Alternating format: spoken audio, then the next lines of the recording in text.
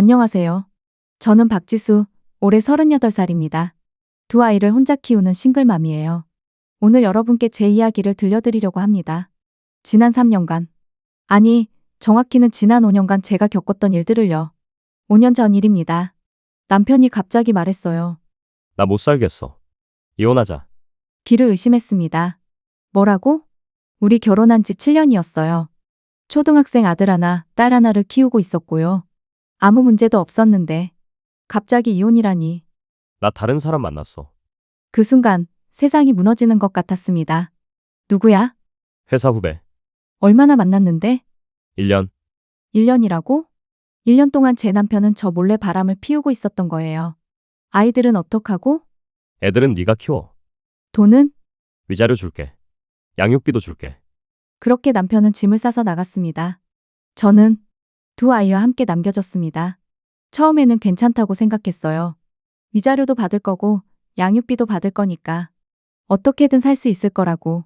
그런데 3개월이 지나자 남편이 돌변했습니다. 양육비를 보내지 않았어요. 전화를 했습니다.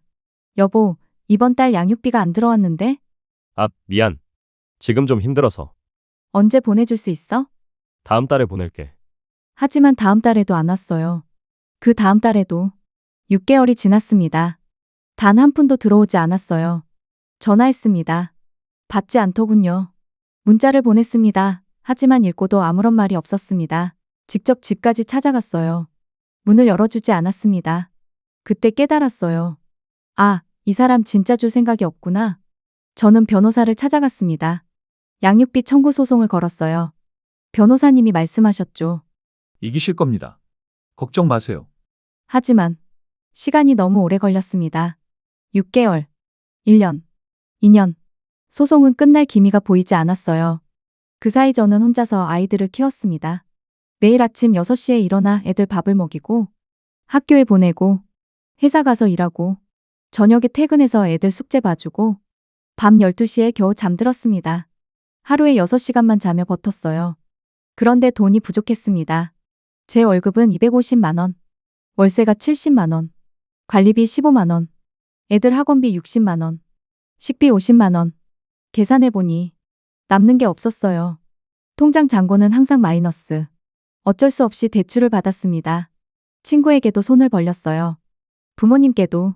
그렇게 하루하루를 버텼습니다. 2년이 지나고 드디어 1심 판결이 났습니다. 제가 승소를 했어요. 남편은 매월 양육비 100만 원을 지급하라. 그동안 밀린 양육비 2,400만 원을 한 번에 지급하라. 기뻤습니다. 드디어 돈을 받을 수 있구나. 하지만 남편은 항소했습니다. 양육비가 너무 많다면서요. 다시 소송이 시작됐어요. 또 1년이 걸렸습니다. 3년째 되는 해 드디어 최종 판결이 났습니다. 매월 양육비 80만 원. 밀린 양육비 2천만 원. 이겼어요. 이제 받을 수 있겠구나 싶었죠. 그런데 문제가 생겼습니다. 남편이 돈이 없다고 했어요. 회사를 그만뒀대요. 재산도 없대요. 통장도 텅 비었대요. 변호사님께 물었습니다. 그럼 어떻게 해요? 강제 집행을 해야 합니다. 그게 뭔가요? 상대방 재산을 압류하는 겁니다. 하지만 재산이 없으면요? 받을 수 없습니다. 그 순간 머리가 하얗게 됐습니다. 3년을 싸웠는데 한 푼도 못 받는다고요? 변호사 비용만 벌써 1,500만 원 나갔는데 결국 제가 빚만 진 거였어요. 그런데 더 큰 문제가 생겼습니다. 남편이 저를 고소했어요. 명예훼손으로. 제가 SNS에 남편 욕을 했다는 이유였어요. 사실 한두 번은 화가 나서 올린 적 있었어요. 하지만 이름은 거론하지 않았거든요. 그런데 남편이 그걸 캡처해서 증거로 냈더라고요. 또 소송이 시작됐습니다. 이번엔 제가 피고였어요. 변호사 비용이 또 나갔습니다. 1,000만 원. 결국 저는 합의했습니다. 위자료 500만 원을 남편에게 주기로. 웃음이 나왔어요. 양육비를 받으려고 소송을 걸었는데 오히려 제가 돈을 주게 됐네요. 계산해봤습니다. 변호사 비용 2,500만 원, 위자료 500만 원, 총 3천만 원이 날아갔어요.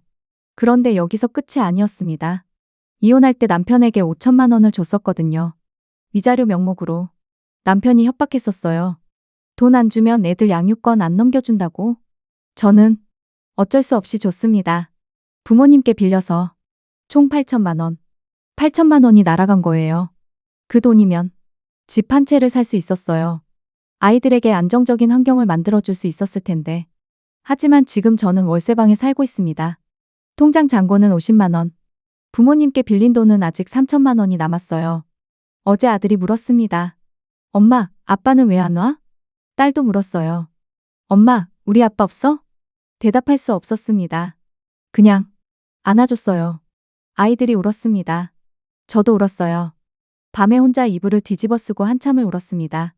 왜 내가 이렇게 살아야 하지? 왜 나쁜 사람은 멀쩡하고 나만 고생하지? 남편이 원망스러웠어요. 세상이 원망스러웠어요. 그리고 나 자신도 왜 그때 남편을 더 잘 봤어야 했는데 왜 그때 결혼을 했을까? 후회가 밀려왔습니다. 하지만 후회해도 소용없잖아요. 이미 엎질러진 물이니까. 최근에 더 큰 충격을 받았어요. 남편이 재혼했다는 소식을 들었거든요. 그 회사 후배와 우연히 SNS에서 봤어요. 행복해 보이더라고요. 신혼여행 사진도 올라와 있었어요. 하와이. 웃음이 나왔습니다. 돈이 없다고 하더니 하와이는 가네요. 양육비는 못 준다고 하더니 신혼여행은 가네요. 분노가 치밀어 올랐어요. 다시 소송을 걸까 생각했습니다. 하지만 변호사님이 말씀하셨어요. 또 질 겁니다. 증거가 없어요. 포기했습니다. 더 이상 싸울 힘이 없었어요. 지금 저는 라이브 카페에서 일하고 있습니다. 낮에는 회사 다니고 밤에는 라이브 카페에서 서빙을 해요. 하루 4시간 자며 버티고 있어요. 몸이 힘듭니다. 허리가 아프고 다리가 붓고. 하지만 쉴 수 없어요. 아이들을 먹여 살려야 하니까. 빚을 갚아야 하니까. 너무 답답해서 점집에 갔습니다. 무료 상담이었어요. 역술인 선생님이 말씀하시더라고요. 올해는 힘든 해예요. 삼재가 들어왔어요. 하지만 내년부터는 좋아질 겁니다. 사업을 하세요. 돈을 벌 수 있어요. 지금 만나는 남자는 정리하세요. 그 사람은 안 됩니다. 귀가 번쩍 뜨였습니다. 사실 저 지금 남자를 만나고 있거든요. 3년 전에 만난 사람이에요. 유부남입니다. 처음엔 몰랐어요. 알고 보니 결혼한 사람이었는데 헤어지지 못했어요. 너무 외로웠거든요.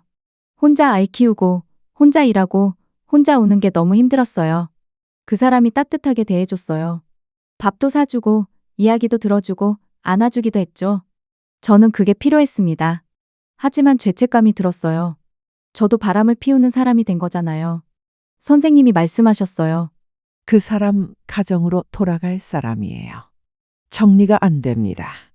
당신만 상처받아요. 새로운 사람을 만나세요. 귀를 기울였습니다. 하지만 쉽지 않았어요. 3년을 만났는데 어떻게 쉽게 헤어져요? 선생님이 또 말씀하셨어요. 사업을 하세요. 생고기 집이 좋아요. 혼자 작게 시작하세요. 주방을 직접 하시고 손님도 직접 응대하세요. 내년에 운이 트입니다. 지금 정리할 건 정리하세요. 그 말이 계속 머릿속에 맴돌았습니다.